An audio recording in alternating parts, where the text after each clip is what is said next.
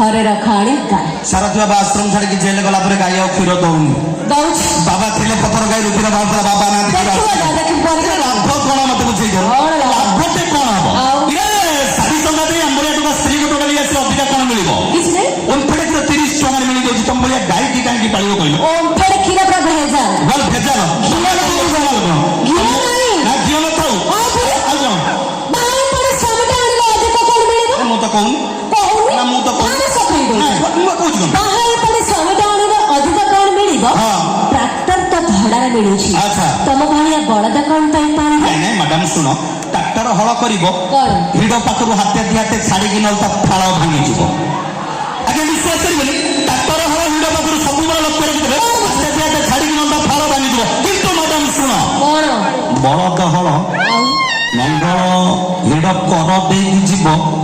घास रखिबोनी मछली तड़पता है पानी पर जीने के लिए मछली तड़पता है पानी पर जीने के लिए लेकिन क्या करूं दोस्तों आजकल लड़कियां तड़पते हैं बिस्तर पे सोने के लिए बिस्तर पे सोने के लिए गलत बात सही बात बोलो मंदिर में भगवान नहीं तो पूछा भी क्या करेगा अच्छा मंदिर में भगवान नहीं तो पूछा भी क्या करेगा हाँ लड़की के दिल में प्यार नहीं तो